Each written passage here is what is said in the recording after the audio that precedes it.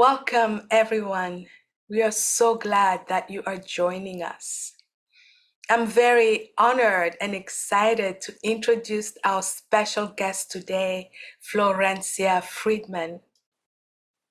Florencia Friedman is a self-empowerment artist working with heart-opening therapies involving ceremonial-grade cacao, yoga, sound, and breath as instruments of transformation. Florencia Friedman is passionate about bridging the gap between the modern culture and the indigenous community. She's the founder of Cacao Laboratory, a ceremonial cacao brand. Florencia Friedman, thank you so much for being here and welcome. Thank you so much. It's such an honor to be sharing in this beautiful space about all of these powerful tools and guides that are being offered to us in these times. So thank you for creating such a beautiful space. So before we get started, I would love for us to do a little drop in and just take a moment of acknowledgement of the energies that are supporting us, that are guiding us always, but especially in these kind of conversations. So let's allow ourselves to bring one hand to the heart, one hand to the belly. And as we close our eyes, feeling the crown of the head rooting up towards the heart of the sky, allowing our sit bones to connect to the heart of the earth, and just feeling the rhythm of the heart space, this internal music unifying these two centers. As we keep our eyes closed, we can bring our palms of the hands to connect with the heart, beginning to build some friction through the palms of the hands. For many indigenous communities, this fire, the heat that we feel through the palms of the hands, are a channel of communication between the physical plane and what's beyond. This is also the energy that connects us with our courage, our strength, and our transformation. So feeling that heat, that fire building up. Our conversation today will be coming from the perspective, the vision of the heart. So feeling that fire igniting in the heart space, letting it dance through the arms, arriving in the hands. When we feel ready, beginning to slow down the movement. And then bringing both hands into the heart space this time. We give thanks to the heart of the sky. Damos gracias al corazón del cielo. We give thanks to the heart of the earth. Damos gracias al corazón de la tierra. Giving gratitude to the heart of the sacred waters. Damos gracias al corazón del agua. Giving gratitude to the heart of the sacred fire. Damos gracias al corazón del fuego. Giving gratitude to the heart of the wind. Damos gracias al corazón del viento. Giving gratitude to the heart of life. Damos gracias al corazón de la vida. Giving gratitude to the guardians and the protectors of the lands that we reside on. As I'm here visiting Quito, Ecuador, acknowledging the guardians of this land, the Quechua people, and honoring each one of the guardians of the land where you are connecting from in this moment. Take a deep breath in together. And as we exhale, slowly opening the eyes, coming back to the space. Welcome back. So beautiful. And thank you for this beautiful invocation, really dropping us into the heart. I wanted to start by asking you this question. Why are plant spirits and plant medicines being experienced so much in our society today? I feel in these times there is a lot of change that is happening, for the collective and also our earth. As we just shared through the invocation, earth, water, fire, air, this is a universal language that is understood by all beings, not just human beings, but all beings on this earth. And we are an extension of these energies. So the moment that the earth begins to go through changes, we begin to feel them because we're a part of that too. And I find that the plants, the sacred plants, carry sacred instructions of those who have come before us and those who are on the other side. And they guide us, they give us the teachings on how to continue living with the natural rhythms of the earth. And in the indigenous ways, when we talk about medicine, it's the alignment of mind, body, spirit. And this is what the plants offer us, right? It's understanding how do we continue to embody the teachings that guide us to have that natural rhythm with the earth. When we think about, for example, cacao, I'm a huge lover of cacao. And when I think of cacao, it's often related to the essence of love. And love has many layers, but it's a frequency, it's a state of being. And when we begin to practice the awareness on how do we feel that love, and we can have different people activate that awareness, right? We can have sacred mirrors that show us pieces of what love can activate within us. Then we begin to practice that, and eventually we embody it. And I find that the medicine of love becomes that frequency that can be experienced through the essence of cacao. Cacao, for example, is carrying a lot of physical benefits that is allowing us to surrender to the world of spirit, to have a spiritual experience. Like, for example, on a physical level, it's dilating the blood vessels, it's stimulating blood flow, it's pumping our heart. So bringing so much energy to the heart space. And at the same time, it's relaxing our minds, it's relaxing the muscles, the joints, and we can fully surrender to that experience. There's also anandamide, which is known as a bliss molecule. There's PEA, known as phenylethylamine, which is the same compound that we release when we fall in love. So all the teachings are right there. And there's so much fear that we are experiencing right now as a society because we're stepping into this new reality. So with the support and the teachings of these sacred plants, we can begin to feel that we're not alone, that we can feel safe in exploring all of the different emotions and sensations. So we can truly step into this new reality from a place of harmony and balance. Harmony, balance, falling in love. These are tenets that we all need to bring in our lives. And I'm really happy that, we are talking about cacao and its sacredness and the messages it has for us. And I want to move to a topic that I'm really passionate about, which is sacred reciprocity. What is the importance of sacred reciprocity in our lives? Well, I feel that a lot of the challenges that we're having right now as human beings on this earth is the lack of relationship with the earth itself and with one another.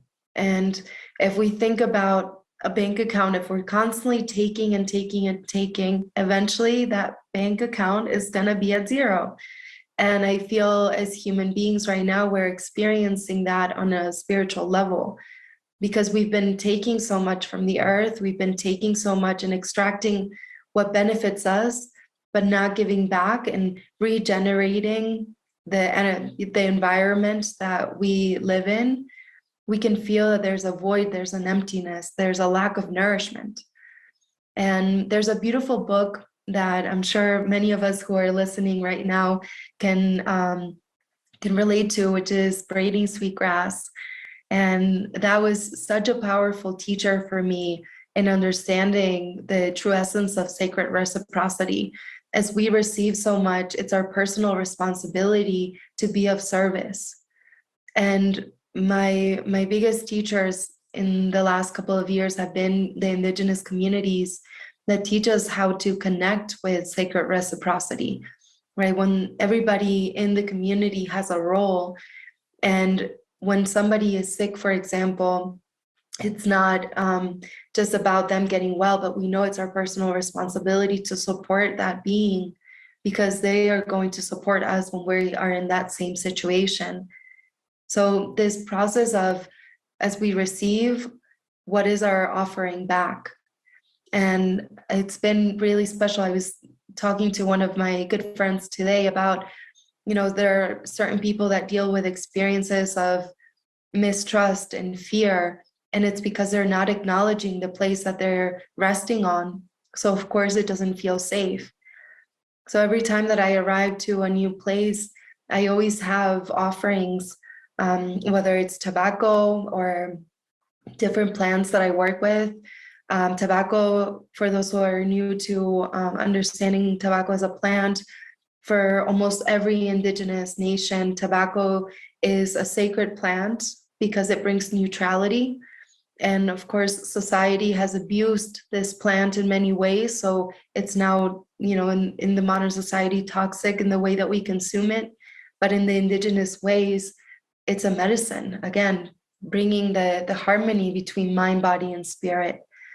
So I always love to have a little tobacco with me, or whatever plant I'm working with, whether it's blue lotus or cacao, and just taking a moment to acknowledge, the guardians of the land, giving gratitude for allowing them to receive us, and understanding that we are just passengers, and wherever it is that we are resting, even if we own our land, it's not necessarily that we own it. We are the guardians in that momentary time in our lives. But that acknowledgement is, the same as how we acknowledge someone when we walk into a home. We say, hello, how are you? And I feel that this is, such an important practice that our generations have kind of lost along the way. But if we see a lot of the ancient traditions, they all understood how important it is to acknowledge the land. So we activate that awareness of the life that it carries. When I listen to your words, one thing that comes to mind is connection. A lot of people are disconnected. And these words, if we honor the land, it will automatically build in this muscle of reconnecting to the land, which then will help us reconnect to ourselves. And I remember at the beginning, you talked about this new reality that we are stepping into. And I wanted to ask you, how can we activate a new perspective of this new reality, especially in regards to our relationship with the earth, the sacred plants, and the original nations? I think we are in a very important time in our lives, as beings on this earth, where again there is this big shift that is happening, and the feminine is really coming back to the front lines. And in this process, when there's any change, the unknown is always bringing us to be hyper aware of the situation. But because we haven't been practicing as a modern society to be in this hyper awareness, we tune into those sensations as fear, and we create limitations that block us from fully stepping into that connection that you were sharing about, that unification. So I find that it's important to understand, the earth and the world moves in cycles. So that means that at one point we have been here before. And for many traditions, the wisdom was a living wisdom that was carried from one generation to the next. And so these teachings were always remembered and passed down. But as we begin to memorize knowledge, right, we started using the mind a lot, and we forgot to tune into our bodies and our sensations, and forgot that everything that we experience is a message. And so what I feel, and a lot of my teachers say this, well, I'll give the example of Manari Ushiwa from the Sapara Nation. He shares that in the world of spirit, we have past, present, and future. And if we see this physical reality in that same exploration, we can see the forest, the jungle as the past, and seeing this modern society with technology and advancement as the future. So in order for us to really find the skills, the tools that we're needing, we go to our grandfathers and grandmothers, we go to our ancestors. So now we need to go into the past, the forest, to remember how to reawaken the essential foundation. So we step into this new reality from a different perspective. And again, the indigenous nations have been guarding their wisdom, right, through their practices, through their celebrations, through their ceremonies, through their rituals, through the sacred plants. And I feel that each plant carries a message. It carries, as I mentioned earlier, a teaching. And when we connect with certain nations, they speak the language of that plant. So they can give us the understanding of what is the message from this plant for us to fully step into this new reality from a hearted, opened place. And moving away from just living in the mind, but finding the connectivity between the heart and the mind, right? And allowing our thoughts to no longer necessarily come from fear, but coming from love. The way that we speak to ourselves, the way that we communicate with our partners, with our relatives, it's all creating our environment, it's all creating our reality. So as we go deeper into that connection that you share, and that division can dissolve, we can find that nourishment and that renewal. And I feel that the feminine is really stepping in right now because we carry the womb, right? Like we carry that gift of giving life. And we are, as a collective, stepping into that space of giving life to a new way of living. And we have the skills, we have the understanding, the physiological understanding of how it is that we embody the activation of a new being coming into this earth. So it's not to say that the men don't have a space. I think, we, in order to have a baby, we need both the feminine and the masculine, but it's no longer the time to have the masculine stepping in front and pulling us along, but it's really walking hand in hand, heart to heart, and acknowledging each other's strengths, and giving space for one another to find how do we really begin to ask the right questions, because it's not having the right answers, but asking the right questions on how do we support one another in this space. And I find the moment that I started walking with the indigenous communities, I began to get to know myself better. And it's not to, take on another cosmovision, because the cosmovision that we live in is also very sacred and very beautiful.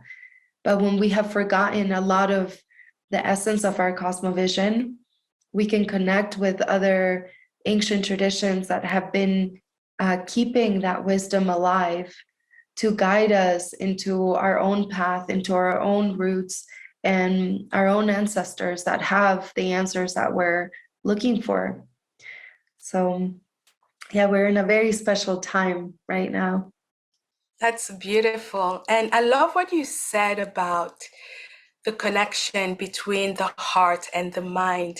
There's actually a channel that links the heart to the mind. And the heart can command the brain. This is the doctor in me. The heart can command the brain, but the brain actually cannot command the heart.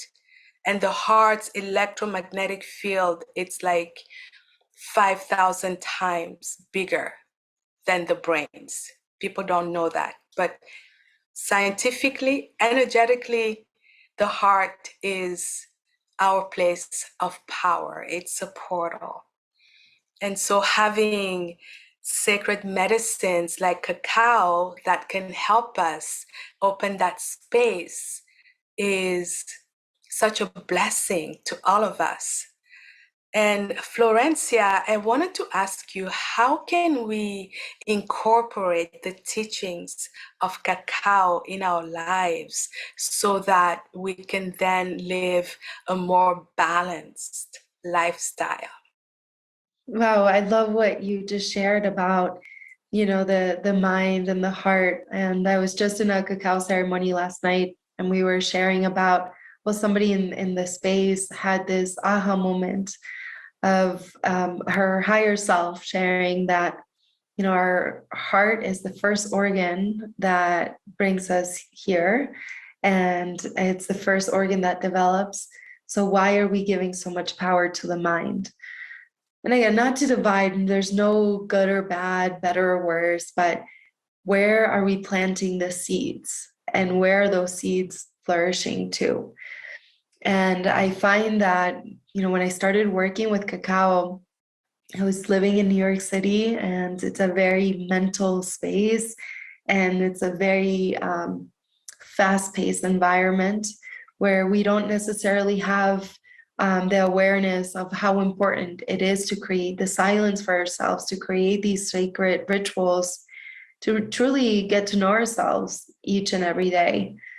And cacao is a sacred plant that has been used by many indigenous communities all over Mesoamerica for thousands of years as a way of bringing the gratitude to life, bringing the celebration of life, and taking a moment of honoring the present moment. And I feel, we can drink cacao once and have an amazing heart-opening experience, but what is our responsibility when we open our hearts in this way?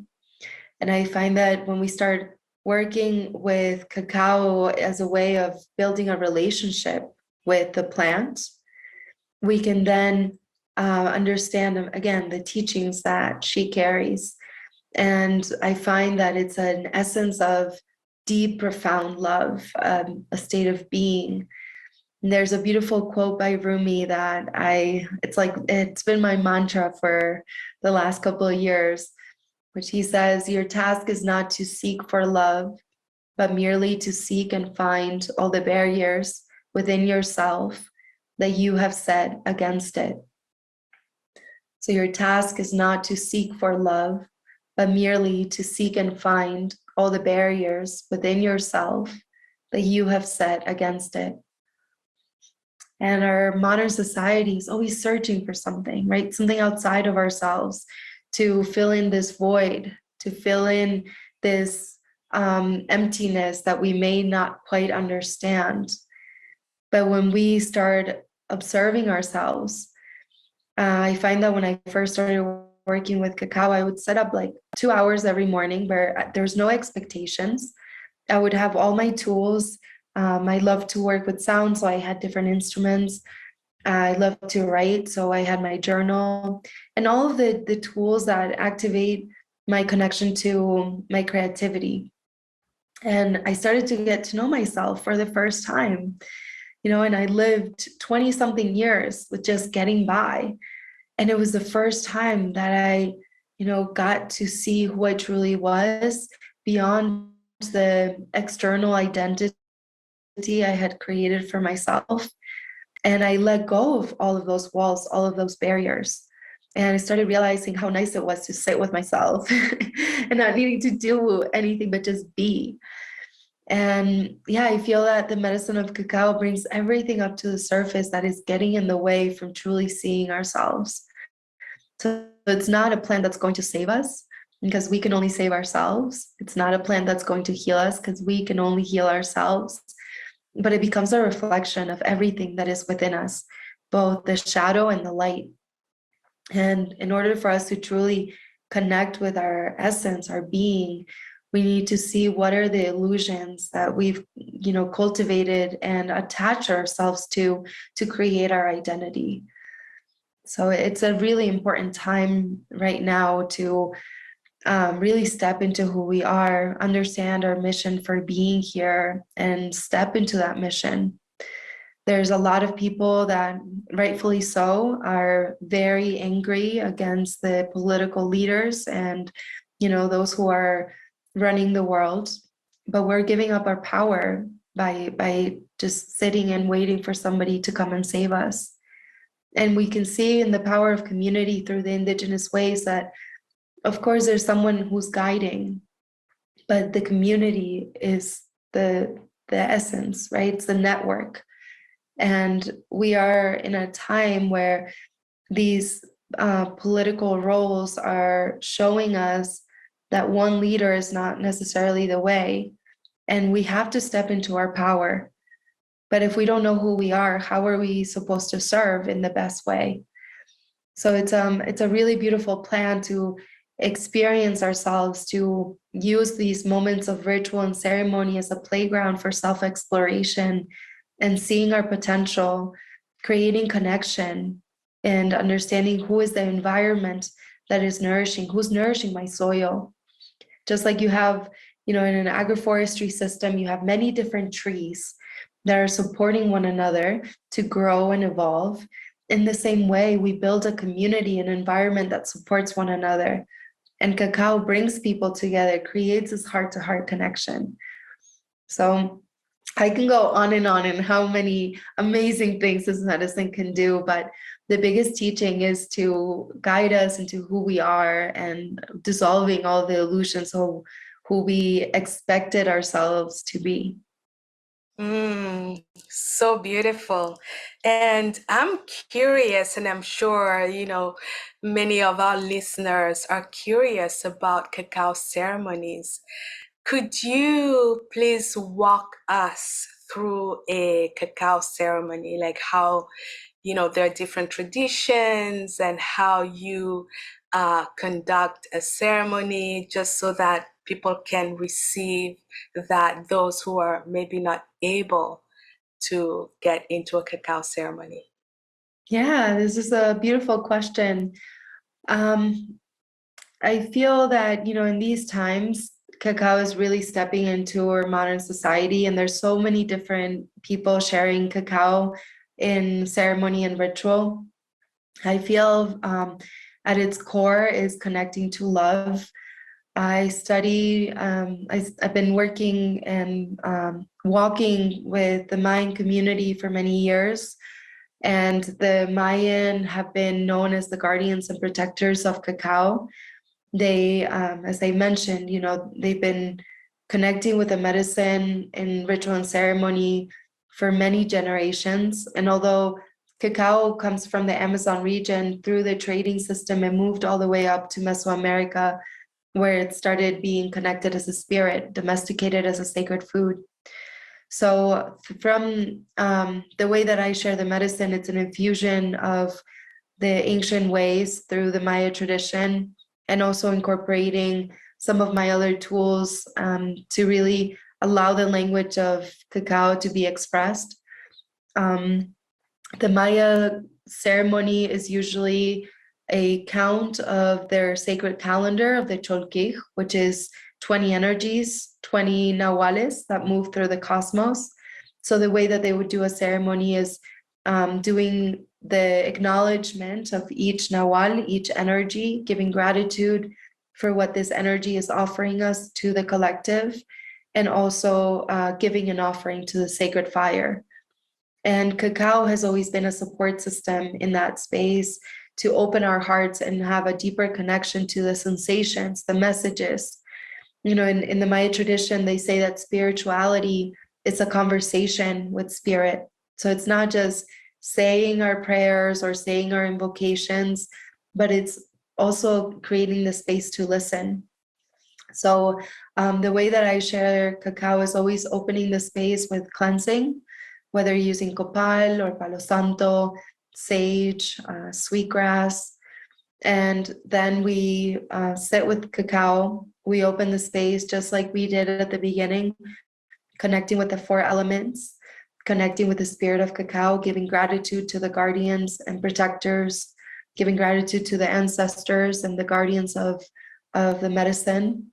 And then you can connect with the medicine in different ways. I always like to share a little bit about the history of cacao and the physical benefits, just so we can drop in. The first time that we have a new experience, we can often approach it from the mind. And, it's very important for us to come back to the heart. That's what the medicine of cacao wants us to do. So through sharing the history and the physical benefits, I feel that a lot of people are able to kind of quiet the mind and begin to experience their heart space. So once we share, I oftentimes talk about the cholkij, the lunar calendar, or I bring in conversations about the dream space. I walk with the Zapara community, which is a community in the Amazon between Ecuador and Peru. And they do a lot of work with the dream world, a place that they call Makihauno. Makihauno can be accessed when we go to sleep. Our spirits go and explore the world of dreams. But Makihauno can also be experienced through plant master teachers. It can be experienced through deep states of meditation. So bringing the awareness to that space. And then we usually go into some sort of meditation guided by sound, and oftentimes bringing in Icaros. Icaros are songs that are also prayers, are invocations, calling in energies to assist us in the space, and giving people a moment for themselves to hear the messages that are coming up for them, the sensations that are being activated through their bodies. And then we have a moment of sharing what came up. It's very interesting when we work in ceremony, because I feel that usually when we go to a concert or we go to a yoga class, you have the teacher and then you have the crowd. But in ceremony, yes, you have someone who's guiding the energy, but we're all collectively doing it. I see it as almost like a web that opens up, and each person is a spider within that web, right? So we're all weaving together. And there's a message that may be coming up that somebody is needing to hear, or all of us are needing to hear. And I may not be listening to that message, but maybe someone else in the space is. So it's so important to have that moment of integration and honoring one another and seeing what are the messages and the teachings that are wanting to come through. And then we close the space just like we opened, with an invocation. And I often love having songs shared by different people or whoever's guiding the space with me, just to activate the celebration of life. I feel cacao and cacao ceremonies are an opportunity to celebrate this being alive. How blessed are we to have this moment, to have this breath, to have this conversation, to be in this here and now. And so the purpose of the medicine, I think in many ways, is to acknowledge the celebration of this human experience. Wow, so beautiful. Thank you so much. So I wanted to ask you, if somebody wants to come more into your world, do you have something to share, like a workshop, a book, something coming up that you want to share with our listeners? Yes, we have a beautiful virtual community where we connect with cacao twice a week. And this is an opportunity to have conversations that are often not expressed in our day-to-day lives. We bring different change makers. We talk about the land. We talk about ourselves. We talk about community. My vision for this circle, it's a virtual circle connected with the medicine of cacao, but the intention behind it is to begin to unify the visionaries who are ready to step into the new reality and are using their creativity, are using their platforms to really bring forth a new way, a new perspective. So you can find more information about that through cacaolaboratory.com. That's also a brand that my brother and I started that offers cacao through different experiences and also the product itself. And we also have a virtual community that just started.